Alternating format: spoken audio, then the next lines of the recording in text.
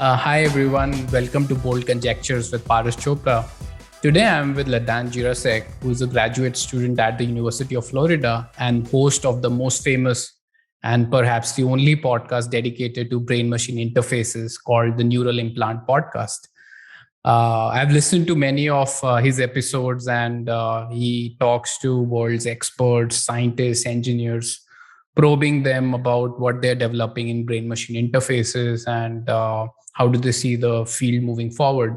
So these days, I'm investigating the world of brain machine interfaces, and I thought, what better way to get an overview of the field and its potential than listening to someone who's been interviewing people who are pushing the field forward. So here I am with Ladan. He has 178 episodes on his implant podcast. So doing a conversation with him feels a bit like cheating because I'll get to probe him for insight from all of them. I'm very excited about this. Welcome, Ladan. Thanks for taking time out to talk to me. Yeah, thank you. Thanks for Thanks for having me on the show, and yeah, I'm excited to talk about this. It's my favorite subject. Fantastic. So let's start with laying the scope of brain-machine interfaces. It's a broad term, but I'm curious what technologies or approaches do you usually sort of consider falling into this, umbrella term? Yeah, so it is a broad term. Brain machine interfaces. Actually, the name of the podcast is the Neural Implant Podcast. So to me, that's a little bit more broad. It's not just implants into the brain, but like the peripheral nerve as well. Various nerves throughout the body, the spinal cord, and so there are different categories of this, but brain machine interface is usually what you imagine almost like in the movie The Matrix, where somebody plugs something into your brain and then you learn something. And believe it or not, this already exists, and it has existed for some time. There's a company that's called BlackRock Microsystems, and they're probably the most famous one. They have something called the Utah Electrode Array, and basically it's like 100 little needles that get stuck into the brain. And they've already done this with humans and not only animals. And they stuck this into usually paraplegics, so people who are paralyzed from the neck down. And with this, they put it into what's called the motor cortex, which is basically the part of the brain that is controlling movement, that sends movement signals to the rest of the brain, and basically bypasses a damaged part of the spinal cord. And what that does is you can train yourself to then move like a robotic arm, almost like you'd be moving your own arm. And there is a few people, and I've met a lot of them. I've interviewed them on the show, that are implanted. They literally have something sticking out of their head, which is an implant. And one guy even fist bumped President Barack Obama, back when he was president, and he felt it. So it wasn't only implanted into his motor cortex, but also into his sensory cortex. So you can not only send information, but you can receive information. So he felt the fist bump. So it was very cool. Right. So like you said, your podcast is called Neural Implants, which is sort of indicates more, it indicates the invasive approach where you're literally putting things inside the body, be it central nervous system or peripheral nervous system.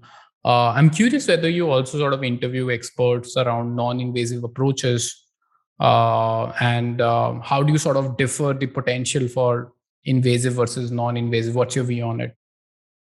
Yeah, for sure. I would say at least half of the guests are non-invasive, and I'd categorize this more as generally like neurotechnology. And there's lots of stuff like this. There's functional stimulators, surface stimulators. There's infrared units. So there are different technologies that are based on different, I guess, physics, if you want to say it. And a lot of them have proven to work very, very well.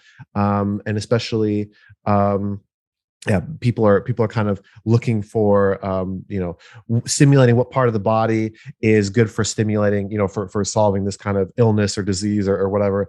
And it's kind of funny because a lot of times they're very much based on acupuncture. So ancient Chinese acupuncture, Ayurvedic medicine as well. And so it's kind of, we're doing a full circle. We're kind of coming back to where we were, a few thousand years ago. But, but new technology, maybe more maybe more repeatable or more precise, than somebody with a needle, a few thousand years ago. But it's very interesting stuff, and it's also holds a lot of promise. And of course, it's much better because it doesn't, involve opening up somebody's skull and putting something in your brain. Like, to do that, like if I wanted to convince you to do that, you'd be like, maybe later. But if it's something like, hey, you're gonna wear an armband and it's gonna send a small electrical signal which you can't even feel, you'd be like, oh, okay, that sounds good. So yeah, it's a very promising field, and I really like it. Right. Yeah, I mean, again, on the topic of convincing people to get brain surgeries done, I've been reading about the same Utah area. I mean, I think the clinical trial is called Brain Gate 2, where they're trying to sort of put this microelectrode array into people's motor cortex to get, say, communication done via sort of maybe an electronic typer or arm and so on. And it struck me that this clinical trial is recruiting 15 people, and they've not been able to find 15 people in the last 20 years. And this started, I guess, in perhaps, maybe 15, 20 years ago. And they're still in the process of recruiting all. So is it really hard to convince people to get a surgery done? Yeah, actually, I hadn't heard about those challenges. I'm a little bit surprised about that. I don't. So obviously, the people that I've talked to that were implanted, they were just like, yes, sign me up. One guy, he was even saying like, they barely didn't even finish telling him about everything. He's already like, yeah, I want to do it. I want to do it. So obviously, my experience is a little bit more biased towards the people that want to do it. I think it could be an issue, but because it's also a very specific type of person. It has to be somebody that's injured in this specific way. C5, C6. I don't know. I'm just kind of making up things. C5, C6 injury. So it has to be a specific part in the spinal cord that they were injured, and then that they were injured in this way. And then obviously, like you were saying, like you have to be willing to do it. So maybe you're taking down from 1,000 people, in, let's say, the US or in the world or something like this, down to, I don't know, 10 or 200, or I don't know, whatever the number is. But I actually, I'm a little bit surprised about that, because like I said, I've talked to a lot of people at these companies, and I haven't heard this. Yeah, I was listening to talk by one of the investigators, and they said it's difficult to recruit people because right now the benefit for them is not that much, because the sort of the typer that they've developed that allows people to type, even the best performance is worse than what they can get through, say, eye gaze typing. So typing through eye gaze, I think it sort of is at 20, 25 words per minute. And through this sort of technology, I think they're able to push it to 18 words. So really, these people have to be literal volunteers who have to be there for pushing the tech forward for little benefit for themselves. And that's what I heard in the talk. And I was very surprised, like you are, at the fact that it's just hard to get people for clinical trials. Yeah, very much so. I mean, the implantees, the neural pioneers that I've talked to, they very much talked about this, and they were very much like that they're giving back, or they're using their injury for some kind of benefit. And there was a very like community or pride or something like this. So that is maybe some kind of common factor between them, because I mean, your elective brain surgery, like that's a very, not many people do that. Yeah, true. So I was curious, in your experience, I mean, we don't understand brain entirely. I mean, it's the most complex object out there. But in your experience, how well do we have to understand brain in order to create effective brain machine interfaces? I don't think we. Yeah, you're right. We don't understand it at all, and I don't think we need to, though, because it's just so complicated. Like even the Utah electrode array, which is a technology that's been in use for 10, 15, 20 years, but it was invented even like 30, 40 years ago, and So on the scale of things, it's actually more, I would say maybe more primitive or more, earlier generation. But even that is 100 channels, 100 spikes, and the other. But we're going to need much, much more, and even 100. If you imagine like going through 100 signals and having to find some kind of pattern and doing whatever, it's just impossible. So it all has to be done by computers, and I think in the end, the computers will understand it. That like if we have, 1,000 channels, 10,000, 100,000, million, 100 million, that's way too much for a human to go through. And the computer will be able to find, some patterns and then pull out some results and everything like this from this. So I think in the end, like we won't really understand it too well, but like somehow it'll work. It's almost like an airplane. Like the we don't really know how, or a cell phone, like we don't really know how it works. The average person doesn't know how it works. There might not even be a single person that knows all the components, very well and can understand, the manufacturing, design, use, troubleshooting of a typical cell phone. But it just works, and then maybe you have specialties for people, individual things and Bluetooth modules or, electrochemistry or whatever. And then just somehow comes together. So it's very, very multidisciplinary, I guess. Right. I think the analogy that struck my mind is these deep learning models. For example, Google uses it to translate languages, and now there's GPT-3 that produces human-like language. They work beautifully, but nobody knows how deep learning models work under the hood. I guess similarly, we could create very useful and practical brain interfacing technology, yet not know how brains work under the hood. Yeah, for sure. It just kind of happens. Yeah, the neural networks, and by Google, like nobody ever wrote those programs. They're like they wrote it, they started it, but then like where the program took itself is like somewhere that's completely different, and even the engineers don't know what's necessarily going on and what the program is looking at, which can be a problem, but it's also it's a nice thing. And like what you were saying, like it might not be necessary in the end. I mean, the eye tracking software might be easier. There might be other hacks or kind of shortcuts that don't involve putting something in your brain, and you can learn just as quickly. Right. Yeah. I mean, our body is it has so many places to read and write that I was surprised when I heard that the primitive type of interfacing was actually air puffs, where I think paraplegics can use air puffs to communicate. And in fact, people have written novels through just eye blinking. I think there's a very popular novel. I'm forgetting the name, but the author wrote the entire novel just through eye blinking, sort of like a Morse code communicating that. And so in some way, I feel that's also like a brain interface. It's just through an eyelid instead of an electrode.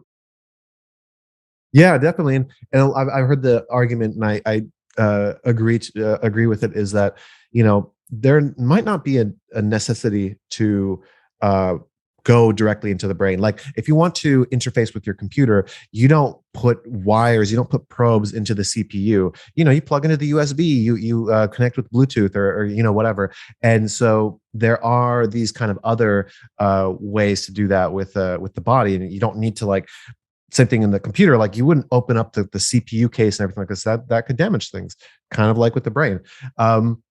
So that this is what I've heard as well, is that it might not be necessary. There might be easier things, that are possible to interface. And yeah, so the air puffs is a great example. I like peripheral nerves, because those are easier to get to and don't require opening your brain.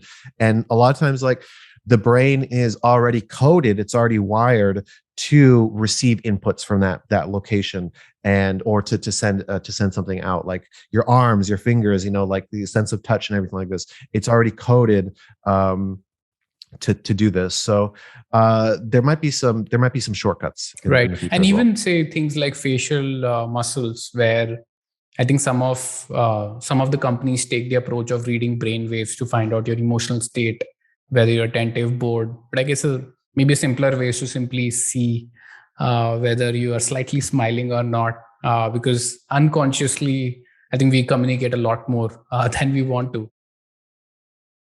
Yeah, for sure, and it could be much more invasive, I guess. I think a lot of people are worried about, the invasiveness of the brain implants and the data that comes out. But like in a situation like this, people could be collecting data on you and you don't even know, and then be like, oh, that's an angry person over there. But yeah, no, it's there's a lot of questions that this raises. Right, right. I was curious whether you're aware of any brain machine interfaces or neural implants that are in the market today, available either for medical use or end user commercially. So yeah, the BlackRock Microsystems Utah Electrode Array, the BrainGate one, that is something that's an invasive device that's already on the market. But yeah, there's actually a really big number of companies. I can send you a list. There was a group that did a comprehensive landscape report on everything that all the companies, and some of them have products, some of them don't, but a lot of them have been FDA approved, but a lot of them are also uh, you know going to be approved. But if you are looking for something that you can play with, for the time being, there are many what's called TENS units, and basically these TENS units you can buy, just from China, and I can't remember what it's called, transcutaneous electrical nerve stimulation, and they're very cheap. I bought some for $10 or something from China, and you can try it out, see how it works, and it's basically stickers that you put on different parts of the body, and then it sends an electrical signal in it, and it shocks the muscles, and you feel a contraction, and so a lot of these are for building muscles and all this kind of stuff. So you can try these out and see a little bit what these wearable neurotech devices might feel like or look like. Right. I bought one for myself also, never got around to using it.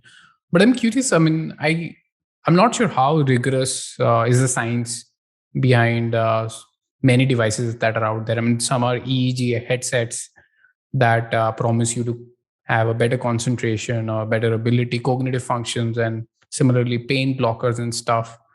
So what is the quality of science that you've seen behind these early launches for different types of brain interfacing products? Yeah, for sure. I mean, for products like what I was talking about, something that you get on Amazon or just from China, a lot of times there's very little science behind it. But they are selling, a consumer device, and so really it depends on how rigorous they want to have the process, and if they do want to, for example, be FDA approved, then they need to supply more science. And again, like they can do science, they can show like, oh, there's a clear effect with there's a decrease in whatever after you do the stimulation, but a lot of times people don't know necessarily why that is. So a big part of this is vagus nerve stimulation, auricular vagus nerve stimulation. So there's a branch of a nerve, it's called vagus nerve, that's in your ear, and if you stimulate that causes a calming sensation, and that calming sensation is also good for depression or addiction recovery, just really all sorts of things where being calmer could be good. And there's a huge debate actually in the field is what's causing it, and the people who have the device, they say like, oh, it's the vagus nerve, and then some other researchers are saying, oh, it's not, it's a different pathway. So these are very strong debates that are probably boring for the majority of the public, but there is a lot of science. But again, like you were saying, like the brain is very complicated. It's the most complicated thing in the universe, and we don't know. And a few studies with 5 patients is probably not going to elucidate anything. It's probably going to be just as complicated as it was before, and it might be 100 years before we realize what's really going on. Right, right. I think there is a risk in rushing too soon with technology to consumers, because I mean, if they try it, nothing happens or not, they don't get an effect. It'll be a disappointment. I remember growing up, there was this whole thing about binaural beats where you could listen to some audio and supposedly it'll make you good at studies and so on. And I guess there is this hesitation in adopting things which are not well proven. So um, yeah, maybe it's better for the industry to at least debate on science before rushing to promise that we have magical cures for a lot of things. Yeah, I would disagree. I'm a little bit. I'm the anti-perfectionist. I'm like the person that starts something and like see how it goes as you go. I really like this, which is kind of like a Silicon Valley mentality. Is just get something out there, and then people will give you feedback, and if it works or not, because science is a very slow process. When you publish a paper, that can take a few months. They have to look at it, they have to review it. That's another few months, and then maybe has to be a few reviews, and then it's published, and then by the time somebody reads it, it's again a few months. So it could be a few years before potentially groundbreaking science makes it out to the public, and many times longer. And then again, there can be a debate, somebody publishes a counter argument, so it could be, you could potentially lose, at the minimum, maybe 5 years, maybe even 10 years, if you left it only to the scientists until they were completely certain. I'm a little bit more of the perspective of, you should just put it out on the market, as long as it doesn't harm anybody, and if it's something as benign as uh, uh, binaural beats, then it's just a question of time and money, right? And that's Yeah. it's not like you're opening somebody's brain. So I guess in invasive stuff, that should be, the level of risk acceptance should be much higher. But otherwise, I think people, and that's a great thing, is like people can buy these things and put them on all over their body, and see what works and see what doesn't work, and so it's kind of, that's basic science, like that's the scientist in everybody. Yeah, I think that's a fair point. As long as safety is demonstrated, I think efficacy can really be sort of delegated to this whole distributed scientists that are in so many places, people experimenting in different modes and experiments. I'm with you on that.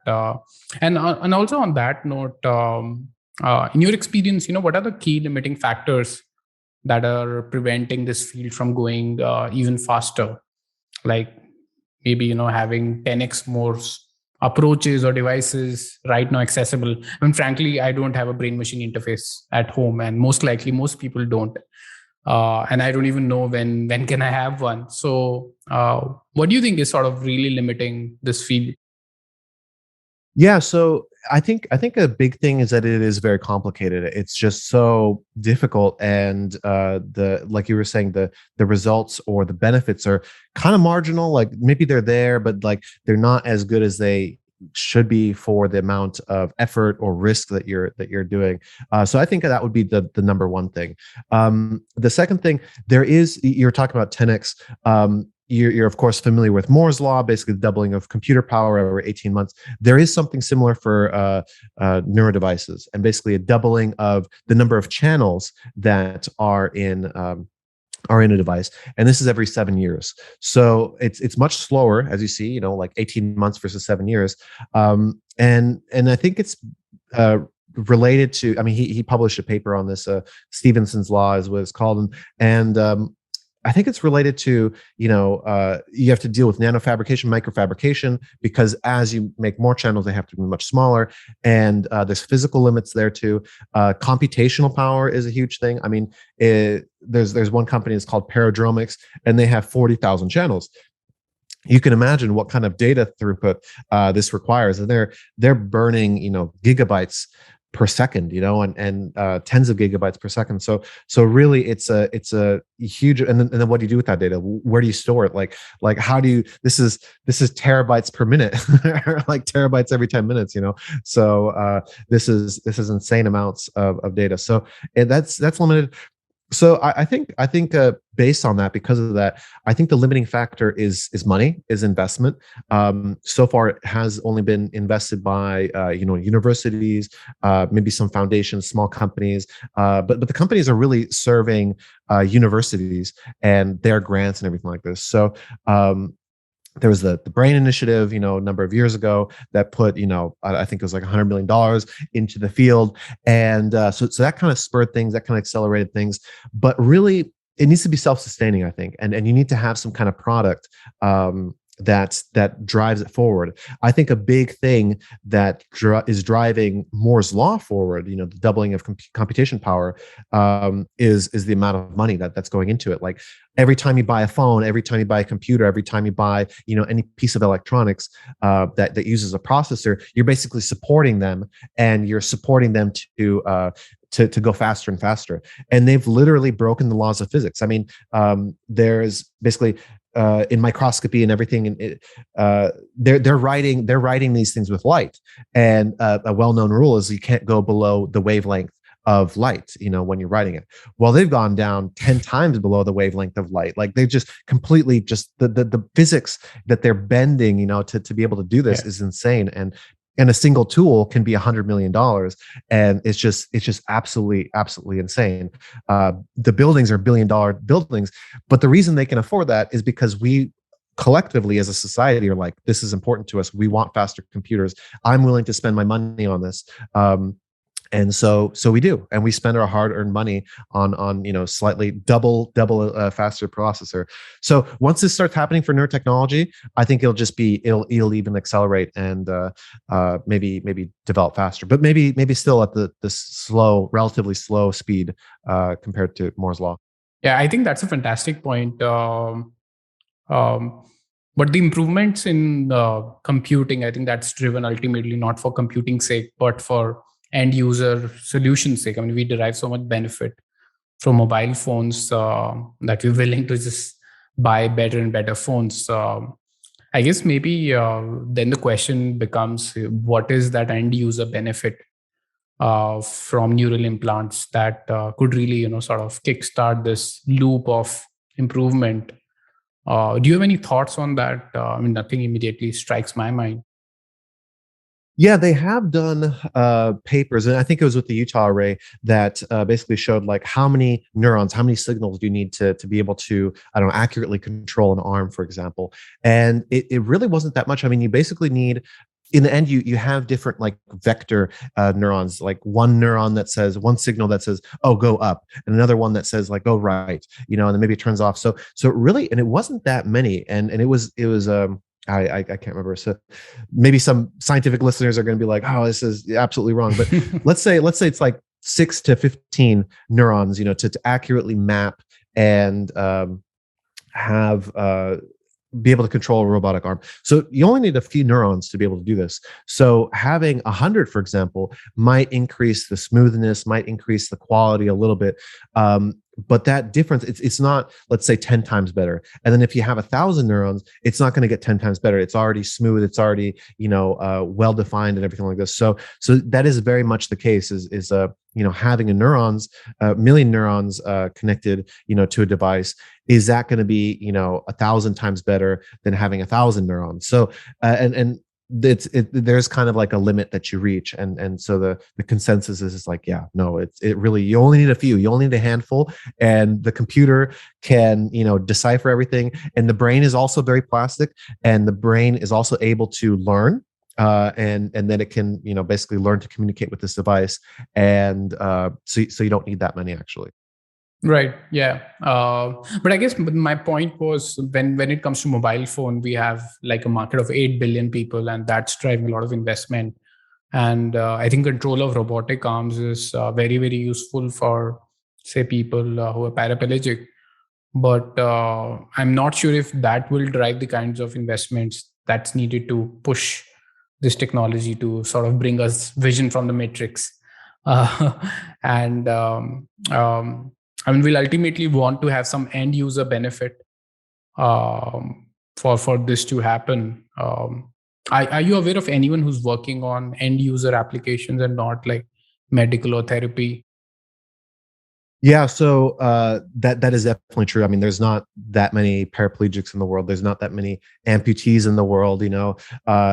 You're right. You need something for the masses, something that's going to benefit at least half the people in the world. Yeah. So I completely agree. And what's exciting for me, actually, and the reason a little bit I like the peripheral nerve is peripheral nerve system is because there's something called bioelectronic medicine, and basically, again, our old friend, the vagus nerve.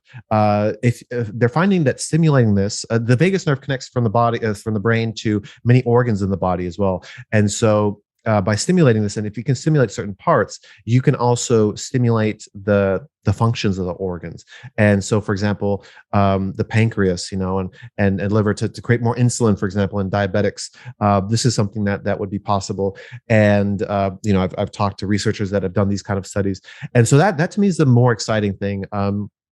There was a joint venture between GlaxoSmithKline and Google, and called Galvani, and basically this was meant to do this, to be able to look into, I guess, replacing pharmaceutical drugs with neurostimulators, and these would go into the organs. And you can imagine the benefits would be much better. I mean, you're not flooding your body with chemicals. God knows what kind of side effects there are, what other parts of the body they're interacting with. If, for example, you want some kind of pancreas medication, it's instantaneous. You could turn it on, and the effect is happening right away. Versus many drugs might even take, SSRIs, depression drugs. They take weeks to start taking effect. So it can be beneficial for that too. And yeah, I mean, again, the side effects, it's only affecting that part of the body, and it's more precise. You can have better metrics. You can actually measure better what's going on, why it's going. You can find the reasoning behind it. So that's the exciting thing for me, and that to me is kind of like what the masses might be interested in. Is you go to the doctor, instead of getting tablets, you get a stimulator that maybe fixes an organ or something like this. And then that's the thing, is like, after a while it can be fixed. Maybe you don't need it after a few weeks or something like that. So yeah, there's a few companies that are working on this kind of stuff, but it is a little bit more early days. And again, the results aren't as good as we might hope, but I guess they are working on it. Yeah, I mean, this is so interesting. Ultimately, cells in our bodies communicate electrically and chemically, and I think for entire sort of history, pharmaceutical has been invested into the chemical mode of treatment. But I think if we can somehow electrically communicate with different cells in the body and get them to do things that are beneficial for us, I guess that is huge. I think that'll be like as huge as, say, the smartphone revolution, if someone is able to sort of nail that down. Yeah, for sure. And I mean, if the organ is connected to the brain, if there is some kind of sensory input, then it is connected to the brain. There's no standalone organs that just kind of float there without any input from anybody else. So yeah, but I completely agree. Like, we've been focusing on this chemical side, but there's this electrical side that we've completely ignored. And in the end, what they're finding is actually we need the combination. You have much better results when you have both, and which again makes sense. You're going from both sides. So it might not be something that where you completely replace pharmaceuticals, but maybe you make them 2, 3, 5 times more powerful or strong or fast or something like this as well. Right. So in terms of progress, in your experience, is academia right now pushing the field forward, or is it the startups, commercial ventures, or is it sort of like a bit of both? Yeah, I would say it's probably still academia pushing things, but I think there's kind of a switch. There's kind of a transfer going on right now, and it's starting to be more companies and the startups, and there's a lot of startups being founded, and I would say more lately, let's say in the last 5 years, something like this. So I think there is something that's enabling this, and it's starting to be a little bit more realistic or feasible for a lot of these things, better results, I guess. And actually, this year has been really big for investment into companies. So a lot of companies have gotten tens of millions of dollars of investment for different, Series A, Series B, and so they've gotten a lot of progress, and much more in previous years actually. I think it was, I was just talking to somebody, and this year, or sorry, 2021, there was more investment than the last 5 years before that, combined. So Wow. there's a big thing, and then obviously, I mean, Elon Musk has Yeah.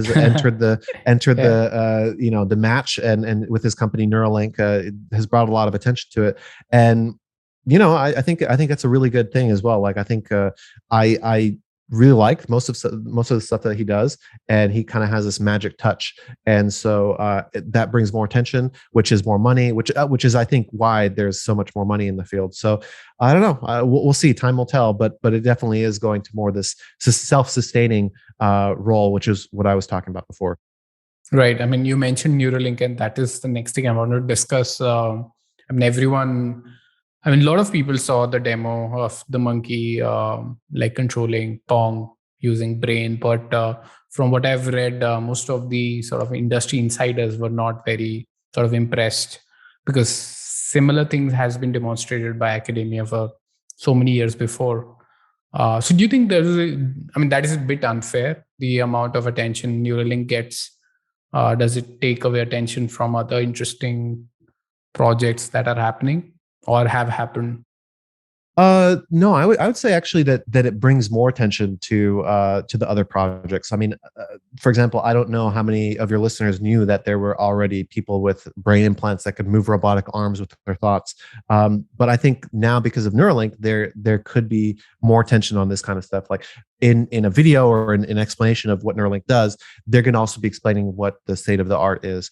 And yeah, I mean, I agree. Like, looking at the videos and watching the updates, it's all been done before, and even, like, 10, 20 years ago, a long time ago. So it's nothing new, but I think they did do a really good job of integrating it, and a lot of their work, uh, I think it was done to a better quality, or not quality, but like, you could tell that there was more channels, more neurons, for the monkey pong, because it was just such a smooth movement, and it was very fast and very, very clear, I think. And maybe some of uh, the demonstrations before, 10, 20 years ago, they were a little bit more like clunky and didn't really move as well.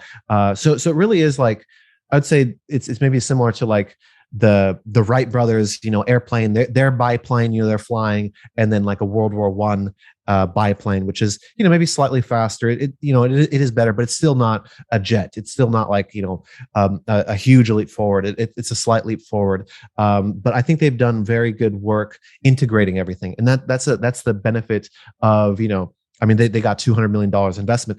That's the benefit of having $200 million, is you don't have to be like a lab that only has maybe a $2 million grant money, and you have maybe 8 students working on something. You can have 80 people working on something, and from all different fields, and integrate it all together. And then that way, it's not just kind of a piecemeal thing. It's all already working together, and I think that's the big benefit. And then, based on what I saw, their science is like, I'm just like, wow, this is literally the best of everything. And they don't waste time on going down the wrong path, I guess.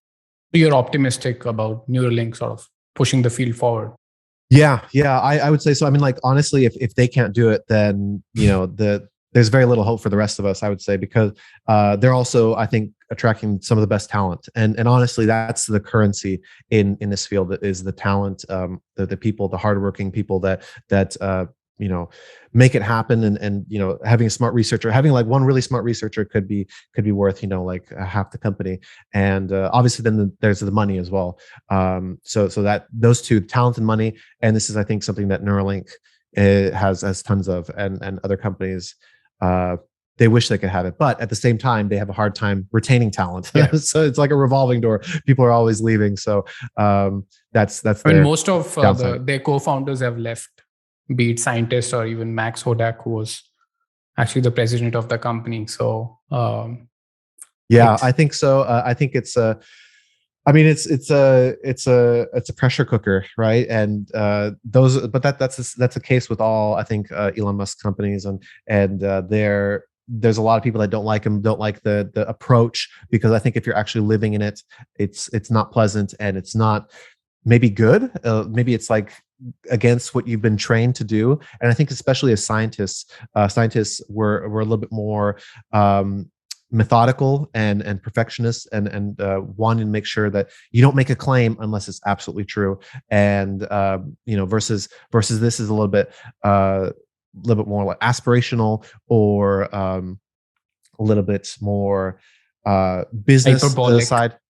Hyperbolic, exactly. Business, and you fake it till you make it. And then, kind of famously, Steve Jobs was first time he demoed the iPhone, it was a barely functioning prototype, and they had no way of like making millions of them. But they did. By the time they were ordered, by the time it was listed, they had figured out all the bugs and everything like this. So that's kind of this mentality that they're bringing to this, which, for medical devices, not necessarily the best, but I think it is valid. And you're projecting into the future, and then you're kind of falling into it as time goes on. And but as I said, it's much slower than computation. It's again like 5 times slower than computation and technology devices. So that leaning into things is kind of like, okay, it takes much longer. It's not like if Steve Jobs showed an iPhone, a barely functioning prototype, that would mean, okay, in 5 years we're going to have actual functioning prototype, versus 6 months. I think how actually was. So the timelines are different, I guess. Right, right. So, of course, Elon Musk's eventual motivation is what he calls merging with AI. That's why he's working on it. What do you make of it? I mean, I don't understand what it means, but do you have a take on this? Yeah, so he's basically saying that AI will eventually rule the world, and they will become our robot overlords, and that they'll crush us like an ant. That will be eventually so weak and powerless, because it's going to be so much smarter, more powerful than us, that it's going to destroy us. I think that is kind of unfounded. I think uh, it's a tool essentially, and like any tool, a tool is neutral. A hammer can be used for good, it can be used for evil. You can use it to build a house, or you can use it to kill somebody. It really depends on the user. And I think at that point, eventually we'll have, if there is an evil actor, if there is an evil person, then there'd be so much more good people to stop that with those tools, to be able to stop that. So I think it's a bit unfounded, and because as tools they're inherently neutral. So his idea is that the best way to control it is to be able to be a part of it, and to be almost like to be able to go into the matrix.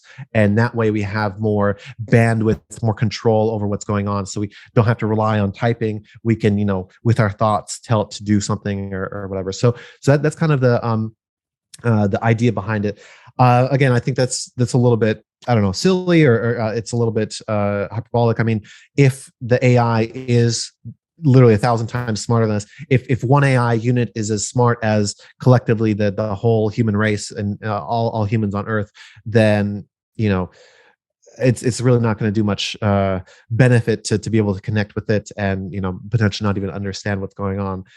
So it does improve the communication, and I guess control over it, but it by a factor of years or something like this, if again the computation is doubling every few years. So I think it's a bit hyperbolic. It's a bit much at the moment, but like whatever gets him to invest in it, whatever gets him to have bring attention to this field, because I think there could be something there. And again, we could be living in the matrix. That could be fun. Yeah. So I wanted to sort of sum up our conversation, conclude it on the note of matrix, and get your view on it. I mean, when most people think of brain-machine interfaces, I guess the first image that pops in to their mind is being in the matrix, and living in some sort of a virtual reality that feels like almost living in the physical reality. So, do you expect that to happen in our lifetimes?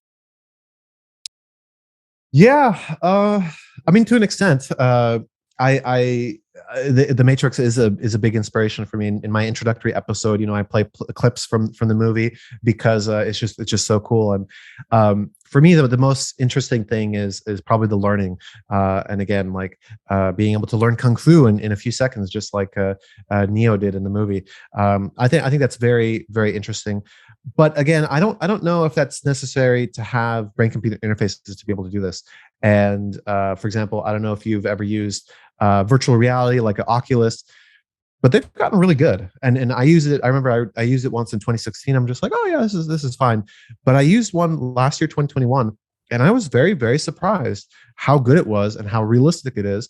And and again, we're still maybe in terms of computer graphics, everything like this, we're probably still in the 90s for this kind of stuff. So we have a long way to go, and things are going to get very, very realistic, very real pretty soon. And I don't think we necessarily need to have brain interfaces to be able to do this. We could have haptics. We could have a vest that like kind of vibrates if you get shot in a shooting game or something like that, and that might be good enough. And even with my VR set, like the first few times I used it, coming out of it, you're a little bit confused for a little bit, like, whoa, is this real life? Like, what's going on?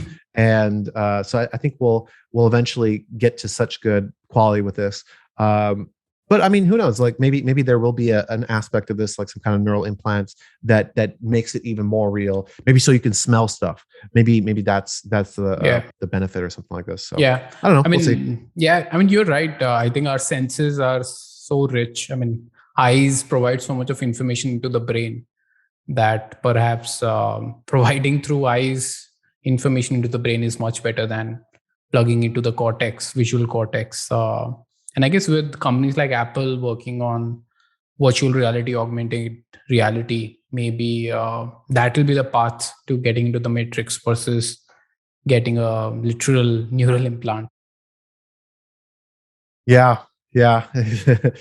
Yeah, we'll see. I mean, it's I think it's a break glass in case of emergency kind of thing, and the people that are going to be willing to do the implants, again, going back to what I said, is the ones that need it. Again, the paraplegics, maybe somebody who's very sick, and then I think we'll start with that, and then as it becomes more widespread, as the benefits become clear, then maybe somebody might have a voluntary one.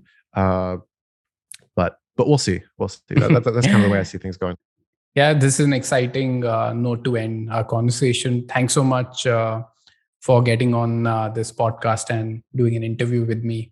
I'll link to your podcast in the notes, and if you could send the link that you were talking about with the list of companies in this area, I'll link to that also. Excellent. Yeah, thanks so much for having me on. This has been a pleasure. Yeah, thank you, and have a great day. Bye-bye. Take care.